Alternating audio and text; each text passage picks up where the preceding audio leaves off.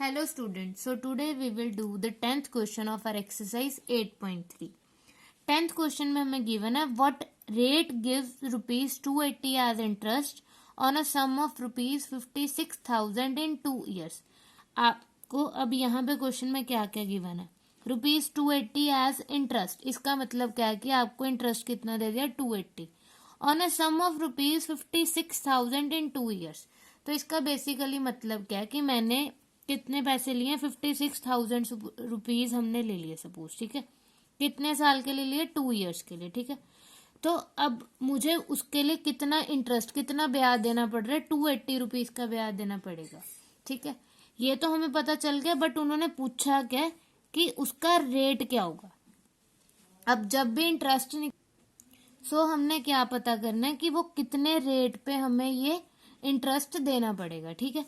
सो हमने यहाँ पे रेट निकालना है, तो जो जो गिवन है पहले हम वो पुट कर देंगे. लाइक प्रिंसिपल गिवन है, प्रिंसिपल इज 56,000 रुपीज. आपको टाइम दे दिया, टाइम कितना है 2 years. बट अब यहाँ पे मुझे रेट नहीं पता. अब रेट नहीं पता तो मैं आर को आर ही लेट कर लेती हूँ, ठीक है, क्योंकि मुझे वो नई वैल्यू गिवन.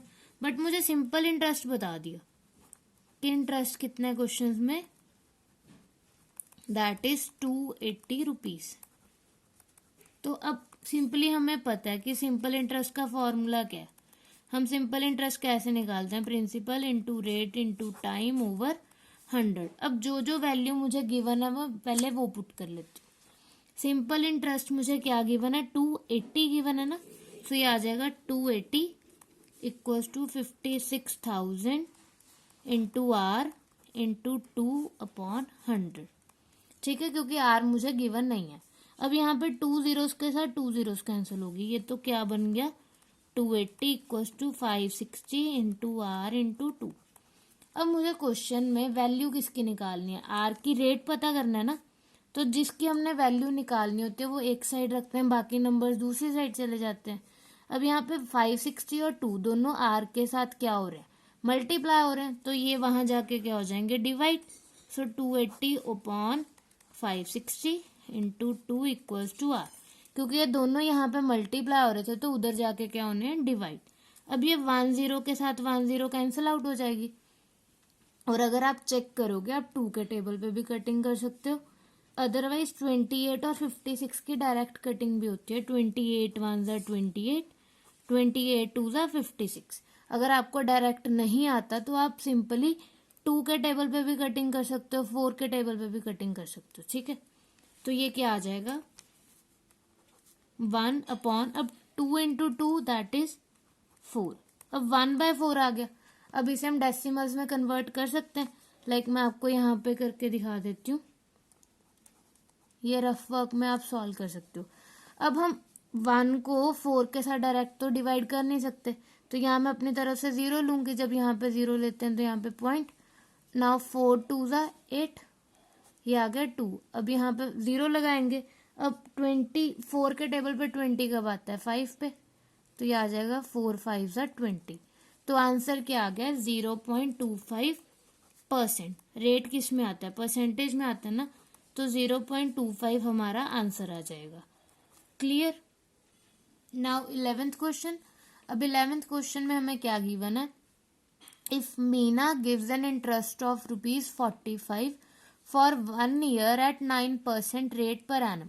अगर मीना कितने का इंटरेस्ट दे रही है, 45 रुपीज इंटरेस्ट दे रही है 1 साल का, और उसका रेट कितना गिवन है, 9% गिवन है. Then what is the sum she has borrowed.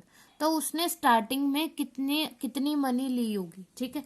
उसे इंटरेस्ट कितना पड़ रहा है, 45 उसे ब्याज पड़ रहा है, 45 इंटरेस्ट है, 1 year के लिए उसने लिए थे, 9% रेट है.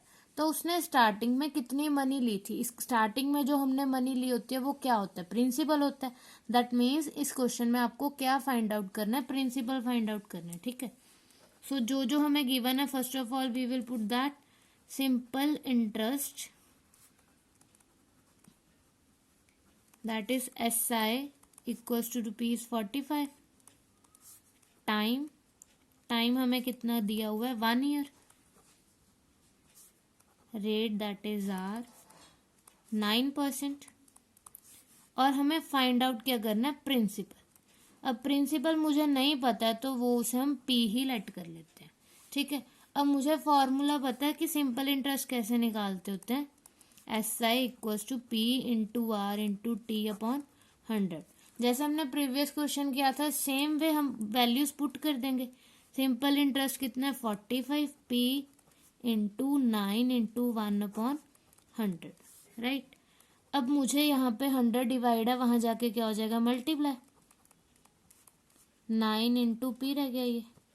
अब P की वैल्यू निकालनी है तो 9 को भी वहां जाके क्या कर देंगे, डिवाइड कर देंगे। डिवाइड क्यों, क्योंकि यहाँ पे मल्टीप्लाई हो रहा है तो दूसरी साइड जाके क्या हो जाएगा, डिवाइड। अब यहाँ पे 9 और 45 की कटिंग हो सकती है, 9 1 ज़ा 9, 9 5 ज़ा 45 एंड 5 इंटू 100 क्या होता है, 500 रुपीज। इसका मतलब उसने स्टार्टिंग में कितनी मनी ली थी, 500 रुपीज। तो ये हमारा आंसर आ गया। Hope it is clear to you all. Thank you.